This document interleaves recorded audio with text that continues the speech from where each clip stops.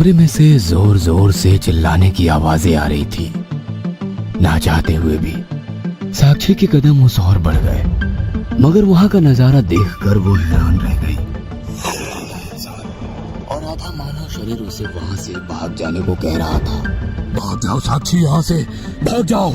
यदि अपने और अपने होने वाले बच्चे की परवाह हो तो ये घर छोड़कर कहीं दूर चले जाओ, वरना सब कुछ बर्बाद हो जाएगा, कुछ भी नहीं बचेगा। चले जाओ यहाँ से। पूरा घर दुल्हन की तरह सजा हुआ था। सभी लोग घर के वारिस के आने का इंतजार कर रहे थे, जो आज पूरे 20 साल के बाद विदेश से लौट रहा था। जतिन, तू आ गया। कहते हुए मकान मालकिन और जतिन की माँ ने उसे गले से लगा लिया। आंखों से अश्रु की धारा बह रही थी। कितना बड़ा हो गया है ऋतु। 20 साल के बाद तुझे अपनी बाहों के बीच महसूस कर रही हूँ। तभी कार से एक नई नवेली दुल्हन उतरी और उसने आगे बढ़कर रमा के पैर छुए। कौन है ये और इस तरह मेरे पैर छू रही है? माँ, ये तुम्हारी बहू है साक्षी। इसे आशीर्वाद नहीं दोगी? सब कुछ इतनी जल्दी में हो गया कि तुम्हें कुछ बताने का मौका ही नहीं मिला। मगर अगर मगर कुछ नहीं माँ, अब सब कुछ अच्छा होगा, तुम ज्यादा परेशान ना हो। रमा ने आरती उतार कर उसे गृह प्रवेश कराया। साक्षी को गांव में आकर बहुत अच्छा लग रहा था। सब लोग उसके आगे पीछे घूम रहे थे। गांव की औरतें बार बार उसकी नजर उतार रही थी। सब कुछ बहुत अच्छा था, मगर एक बात उसे खटक रही थी। एक बंद कमरा जहां से बार बार चिल्लाने की आवाज आ रही थी। वह उस कमरे की ओर खौफ की दृष्टि से देख रही थी। उसे और कुछ खिंचाव सा महसूस हुआ। वह धीरे धीरे उस कमरे की ओर बढ़ने लगी। वह दरवाजा खोल ही रही थी कि अचानक किसी ने उसके कंधे पर हाथ रख दिया।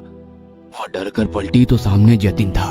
मैडम, अब तो हम बकायदा शादीशुदा हैं, अब तो मुझे अपनी बाहों में पनाह दे दो। कहते हुए उसने उसे गोद में उठा लिया। जतिन, उस कमरे में कोई है, जोरों से चिल्ला रहा है। शायद उसे किसी की मदद की जरूरत है। 1 मिनट, उसे देख ले। साक्षी, वो कमरा पापा का है। पापा की मानसिक स्थिति ठीक नहीं है, इसलिए उस कमरे में कोई नहीं जाता है। यदि उस कमरे में तुम्हारे पापा हैं, तो एक बार मैं उनसे मिलना चाहूंगी।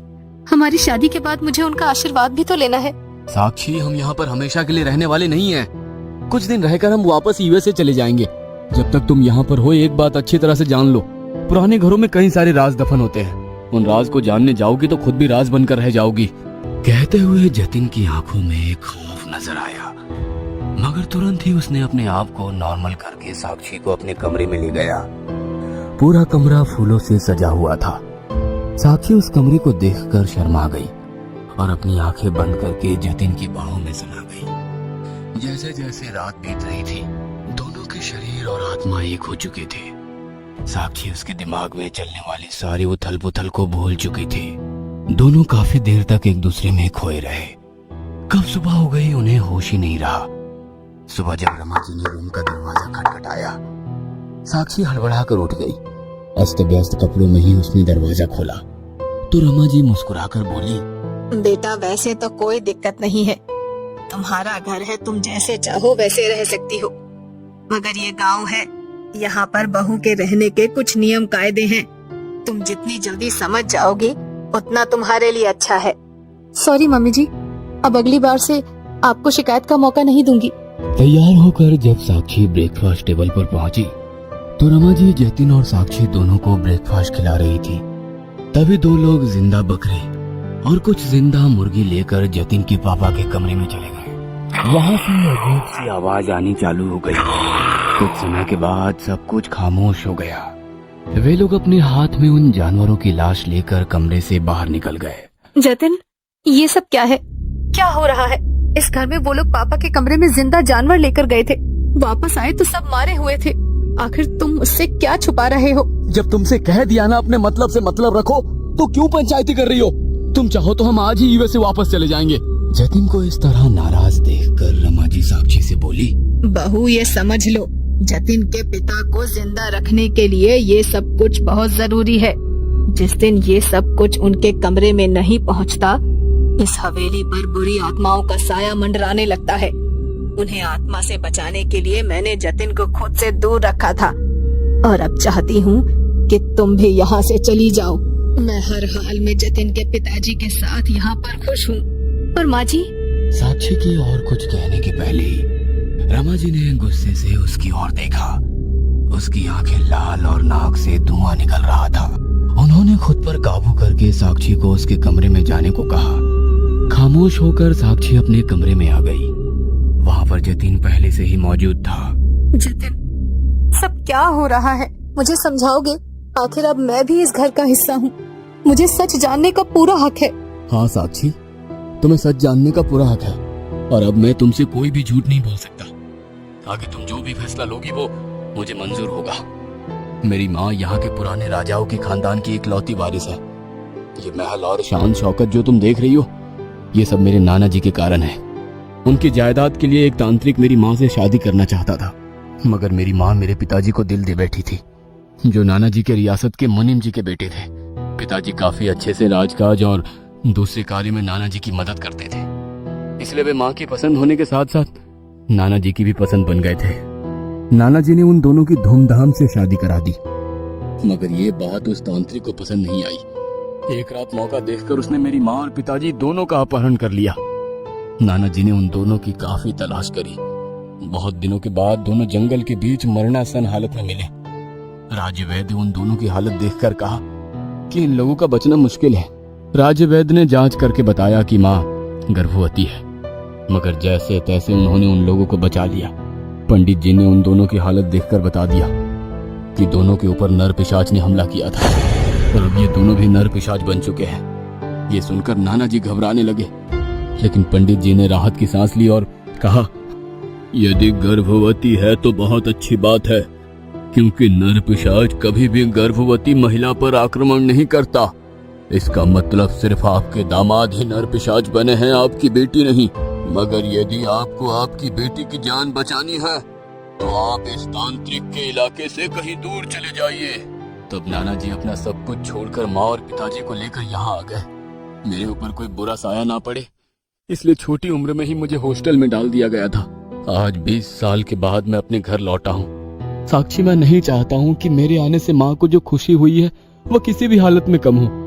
जितना हो सके तुम खुद को इस घर के मामलों से दूर रखो। साक्षी चाहकर भी कुछ नहीं बोल पा रही थी। पूरी कहानी सुनकर वो खामोश खड़ी थी। कुछ दिनों के बाद साक्षी ने अपने गर्भवती होने की खुशखबरी सुनाई। रमा जी और जतिन दोनों बहुत खुश थे। ऐसे समय में तो तुम्हें खास देखभाल की जरूरत है। मैं तुम्हें कहीं भी नहीं जाने दूंगी, तुम्हारा ध्यान रखूंगी। जतिन, तुम्हारी टिकट कैंसिल करवा दूं? हाँ माँ, मैं भी नहीं चाहता कि हमारा होने वाला बच्चा विदेश की धरती पर जन्म ले। वह यही भारत में अपनी दादी की गोद में जन्म लेगा। चल, इसी बहाने गुरुजी से मिलकर आते हैं। उन्हें खुशखबरी भी सुना देंगे और साक्षी के लिए रक्षा कवच भी बनवा लेंगे। जतिन और रमा जी दोनों गुरुजी के पास गए। घर पर साक्षी अकेली थी। अचानक जतिन के पिताजी के कमरे से जोर से आवाज आने लगी। ना चाहते हुए भी साक्षी के कदम उस ओर बढ़ गए, मगर वहाँ का नजारा देखकर वो हैरान रह गई। आधा इंसान और आधा मानव शरीर उसे वहाँ से भाग जाने को कह रहा था। भाग जाओ साक्षी, यहाँ से भाग जाओ। यदि अपने और अपने होने वाले बच्चे की परवाह है तो ये घर छोड़कर कहीं दूर चली जाओ, वरना सब कुछ बर्बाद हो जाएगा, कुछ भी नहीं बचेगा। चली जाओ यहाँ से। कहते हुए उनकी आंखों में आंसू थे। उनका शरीर जरूर भयानक था, मगर चेहरे पर मासूमियत थी। इस मासूमियत ने साक्षी के मन में और कई सारे सवाल खड़े किए। उसने सोच लिया था कि कैसे भी हो पिताजी को मुक्ति दिलाकर रहेगी। जतिन गुरुजी के यहाँ गए हैं, तो उन्हें आने में 3 से 4 दिन तो लग जाएंगे। इसी बीच होगा तो मैं इस समस्या का हल निकाल लूंगी। उसने तुरंत अपने पिताजी को फोन लगाया और उसने उनके गुरुजी को यहाँ भेजने को कहा। अगले ही दिन उसके गुरुजी वहाँ आ गए। वहाँ की नेगेटिविटी देखकर उन्होंने साक्षी, यहाँ बहुत कुछ गलत है। उस नर पिशाच ने सही कहा कि यदि तुम अपने और अपने बच्चे की सलामती चाहती हो तो ये घर तुरंत छोड़ दो। अगर यहाँ कुछ गलत है तो माँ जी और जतिन के साथ भी गलत हो सकता है। मैं ये नहीं चाहती। आप कैसे भी करके हमें इस समस्या से मुक्ति दिलाइए। बेटा, तुम जितना आसान समझ रही हो उतना आसान नहीं है। तुम्हारी जान को खतरा है। वो सब मैं नहीं जानती, मगर मुझे इतना पता है कि आप ही हो जो इस घर को मुसीबतों से आजाद कर सकते हो। ठीक है, हम कल हवन शुरू करेंगे। मगर ये हवन बहुत ही खतरनाक होगा। हो सकता है तुम्हारे किसी अपने की ही तुम्हें अपने हाथों बलि चढ़ानी पड़े। अगर मुझे वचन दो तुम उस समय पीछे नहीं हटोगी। एक पल को उनकी बात सुनकर साक्षी डर गई, मगर फिर खुद को मजबूत करके उसने हाँ भर दी। हवन की पूरी तैयारी करने के बाद गुरुजी बोले, जैसे ही ये हवन शुरू होगा बुरी आत्माएं यहाँ पर आएंगी और अपना असली रूप तुम्हारे सामने प्रकट करेंगे। अपने दिल को मजबूत रखना, तुम्हें किसी भी तरह के संकट का सामना करना पड़ सकता है। गुरुजी, मैं तैयार हूँ। जैसे ही उन्होंने हवन शुरू किया, अचानक जतिन और उसकी माँ दोनों वहाँ आ गए। साक्षी, ये सब क्या तमाशा है? ये सब मैं हमारे होने वाले बच्चे की सुरक्षा के लिए कर रही हूँ। अच्छा हुआ तुम आ गए। अब हम दोनों साथ में हवन में बैठेंगे। जतिन और साक्षी बातें कर रहे थे। गुरुजी ने हवन शुरू कर दिया था। उनके हवन के प्रभाव से जतिन और उसकी माँ दोनों धीरे धीरे अपना रूप बदलने लगे। दोनों नर पिशाच बन गए थे। जतिन को इस रूप में देखकर साक्षी की चीख निकल गई। जतिन अपने पिता के कमरे में गया और उन्हें घसीटता हुआ कमरे से बाहर लेकर आया और बोला, मैं आज पूरे 25 साल का हो गया हूँ। पिशाचों की दुनिया में राज करने का समय आ गया है। कहते हुए उसने अपने पिता की गर्दन पर अपने दांत गड़ा दिए। कुछ पल में ही उसके पिता की मृत्यु हो गई। वह मुस्कुराते हुए बोला, अब जब तुम हकीकत जान गई हो तो सुनो। पिताजी एक साधारण से इंसान थे और माँ नर पिशाच। उन्हें पिशाचों की दुनिया का राजकुमार पैदा करना था, इसलिए उन्होंने एक इंसान के साथ अपने संबंध बनाए। मगर जब पिताजी को हकीकत का पता चला तो माँ ने उन्हें भी नर पिशाच बना दिया। मगर वे दिल के साफ थे तो लोगों के सामने रूप नहीं बदल पाते थे, इसलिए उन्हें कैद करके रखा था। हमारी होने वाली संतान इस दुनिया में पिशाचों का साम्राज्य स्थापित करेगी। जतिन यह सब कुछ बता रहा था। गुरुजी का हवन चालू था।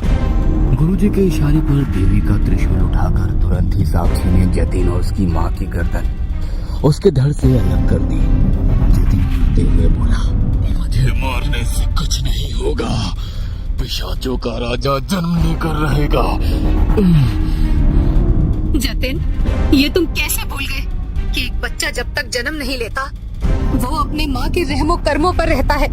वो जन्म तब लेगा ना जब मैं जिंदा रहूंगी। कहते हुए उसने त्रिशूल से खुद के पेट में ही घोंप लिया। पूरा विनाश देखकर गुरुजी मन से व्यथित हो गए। पूजा समाप्त करके उन्होंने उस घर को पूरी तरह से जलाकर राख कर दिया ताकि कोई बुरी आत्मा उनके शव के साथ खिलवाड़ ना करे।